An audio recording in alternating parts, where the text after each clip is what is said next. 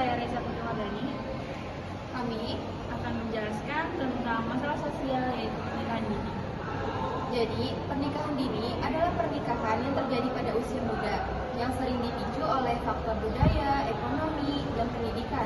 Meskipun dianggap sebagai solusi dalam memecahkan masalah, pernikahan dini dapat menimbulkan beberapa dampak negatif, baik bagi pasangan maupun masyarakat. Memahami faktor penyebab dan dampaknya penting untuk mencegah fenomena ini. Yang pertama, ada beberapa faktor yaitu Pertama yaitu faktor adat istiadat. Dalam tradisi, pernikahan tidak lagi memandang usia seseorang. Meskipun pernikahan di bawah umur melanggar undang-undang negara, tetapi pernikahan tersebut sah-sah saja dalam adat istiadat mereka. Di Indonesia sendiri, ada tradisi tertentu yang memperbolehkan remaja menikah sebelum memasuki usia pubertas, yaitu adanya anggapan kaum perempuan yang lebih banyak daripada kaum laki-laki, serta adanya perasaan utang budi. Berbicara tentang adat istiadat memang menjadi suatu hal yang sangat menarik, karena setiap adat memiliki aturannya sendiri dan amat multi-interpretatif. Tidak semua adat menghalalkan pernikahan dini, tetapi ada beberapa adat istiadat yang mengharuskan pernikahan dini, seperti di Tanah Toraja, anak perempuan yang sudah menstruasi dan anak laki-laki yang sudah bekerja diharuskan menikah karena dianggap sudah dewasa. Jika orang tuanya tidak disegerakan menikah, anaknya dianggap sebagai aib keluarga. Yang kedua, ada faktor hamil di luar nikah, yaitu pernikahan dini di Indonesia seringkali dipicu oleh faktor hamil di luar nikah, terutama di daerah konservatif yang sangat menjunjung tinggi norma moralitas seperti Aceh, Tanah Toraja di Sulawesi Selatan, dan Minangkabau di Sumatera Barat. Di masyarakat tersebut, hamil sebelum menikah dianggap aib dan pernikahan menjadi solusi untuk menghindari stigma sosial dan serta menjaga kehormatan keluarga. Namun, meski dianggap jalan keluar, pernikahan dini membawa dampak besar bagi kesehatan fisik dan mental. Mereka seringkali belum siap secara emosional dan fisik, tetapi terpaksa menikah karena tekanan sosial. Padahal, pernikahan seharusnya adalah keputusan yang matang, bukan karena paksaan.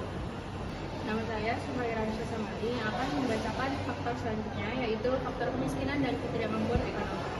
Kemiskinan merupakan faktor yang signifikan dalam pernikahan dini. Dalam keluarga miskin, terutama yang tinggal di daerah pedesaan atau daerah yang terbatas dengan akses pendidikan, pernikahan dini seringkali dianggap sebagai solusi untuk mengurangi beban ekonomi keluarga. Dalam beberapa kasus, pernikahan dini juga dipandang sebagai cara untuk memastikan masa depan finansial anak perempuan, karena di beberapa kelompok masyarakat, perempuan yang menikah lebih awal dianggap membantu stabilitas ekonomi keluarga. Selanjutnya putaran keempat. Sebelumnya perkenalkan nama saya Syarifah Nisa. Selanjutnya putaran keempat tentang kemajuan teknologi. Di era digital ini, kemajuan teknologi telah membawa dampak besar pada kehidupan remaja. Akses informasi yang mudah dan luas telah membentuk cara berpikir dan bertindak. Namun teknologi juga memiliki dampak negatif. Ketergantungan teknologi memicu berbagai perilaku negatif pada remaja, seperti mengurangi interaksi sosial langsung dan memperlemah hubungan keluarga. Media sosial juga seringkali mempromosikan nilai-nilai konsumtif dan materialistis yang mempercepat pernikahan. Kemudian, dengan kemudahan akses informasi, para remaja juga dengan mudah mengakses konten dewasa yang meningkatkan risiko perilaku seksual pernikah. Munculnya berbagai macam aplikasi kencan dan tekanan online dari teman dan komunitas juga memperburuk tekanan sosial untuk menikah. Semua dampak negatif ini kemudian menimbulkan tekanan-tekanan yang memicu pernikahan. Dan setelah Rahayu, saya Fitri Lestari. Kami di sini akan memberikan contoh kasus dari pernikahan dini. Pernikahan dini masih saja terjadi di Indonesia. Berdasarkan data UNICEF pada tahun 2023, Indonesia menempati peringkat keempat dalam perkawinan anak global dengan jumlah sebanyak 25,53 juta kasus. Pada tahun 2022 di Jember, Jawa Timur memiliki hingga 1.388 kasus pernikahan dini. Pada tahun 2024 di Kota Malang terdapat 92 kasus, rinciannya yaitu 14 laki-laki dan 78 perempuan menikah di bawah usia 19 tahun. Namun dikatakan bahwa angka pernikahan di Indonesia ini mengalami penurunan dari tahun ke tahunnya. Walau mengalami angka penurunan, tetap saja bahwa Indonesia memiliki angka pernikahan dini yang masih tergolong tinggi. Sebagai salah satu contohnya, yaitu sepanjang Januari hingga pertengahan Desember 2024 ada 220 pasangan mengajukan dispensasi nikah atau pernikahan dini ke Pengadilan Agama. Dari 220 perkara tersebut, 320 diantaranya yang diajukan remaja laki-laki dan 180 diantaranya yaitu remaja perempuan. Ada berbagai alasan pasangan mengajukan dispensasi nikah dini, namun ada 3 alasan yang mendominasi. Diantaranya itu menghindari zina, isu soal takut pergaulan bebas, dan hamil. Saya Kafatia Nita. Saya Lena Fianti Putri. Kami akan melanjutkan pembahasan tentang contoh kasus pernikahan dini. Perkawinan anak adalah masalah serius yang berkaitan dengan pelanggaran hak anak. Data menunjukkan bahwa sekitar 1 dari anak 9 perempuan menikah dan memiliki anak sebelum usianya mencapai 18 tahun. Oleh karena itu, upaya pencegahan perkawinan anak adalah hal yang sangat penting. Kementerian Pemberdayaan Perempuan dan Perlindungan Anak mendorong peran serta kementerian maupun lembaga dalam pencegahan perkawinan anak melalui implementasi pencegahan perkawinan anak harus melibatkan berbagai sektor, termasuk sektor pertanian, konservasi alam, dan desa wisata. Selain itu, pendekatan harus bersifat holistik yang melibatkan anak-anak, orang tua, masyarakat, pemerintah daerah, maupun pemerintah pusat. Media sosial merupakan salah satu yang dapat mempengaruhi anak untuk menikah dini. Jika anak tidak mendapatkan pendidikan, edukasi, dan informasi yang cukup, kurangnya kontrol serta pengawasan orang tua, dan dapat disebabkan oleh FOMO, fear missing out, dikarenakan melihat teman sebaya atau figur tertentu menikah di usia dini. Sebagai salah satu contohnya, Bu Tigan yang berusia 19 tahun menikahi Kamila Asifa yang masih berusia sekitar 16 sampai 17 tahun. Pernikahan tersebut dipublikasikan melalui sosial media keduanya yang dapat dilihat oleh semua kalangan usia.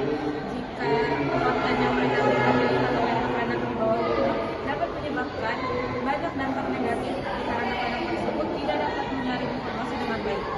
Terlebih lagi, Indonesia memiliki usia minimal menikah yang dapat dilihat pada Undang-Undang Nomor 16 Tahun 2019 tentang perubahan atas Undang-Undang Nomor 1 Tahun 1994 tentang perkawinan. Pada pasal 7 ayat 1 regulasi tersebut dijelaskan bahwa perkawinan hanya dilakukan apabila pria dan wanita sudah mencapai 18 tahun. Salah satu solusinya yaitu dengan cara mengawasi lebih memadai tetapi bijaksana dalam menyikapi pergaulan sosial anak-anak kita. Selain itu, pendidikan seks yang benar sejak dini di keluarga dan sekolah perlu diberikan agar anak-anak kita mengenali fungsi-fungsi organ genital mereka secara benar dan proporsional.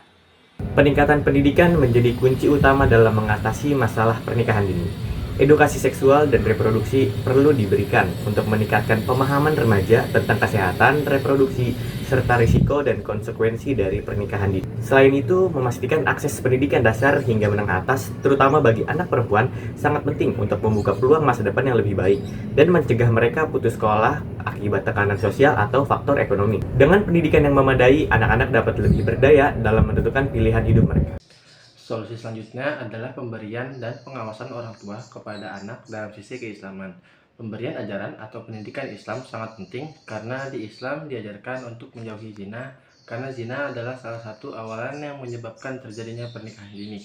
Dan tugas orang tua adalah untuk mengawasi anaknya agar anaknya ini tidak mendekati zina atau berpacaran. Selanjutnya yaitu dengan mengawasi dan membatasi penggunaan gadget pada anak. Dengan hal ini kita dapat mencegah pergaulan sosial yang nantinya akan menyebabkan kehamilan dini. Karena kita sudah memantau dan mengawasi penggunaan gadget pada anak tersebut, sehingga kita dapat mencegah anak tersebut untuk menonton dan mengkonsumsi konten pornografi yang tersebar luas di sosial media. Sekian dari kami. Wassalamualaikum warahmatullahi wabarakatuh.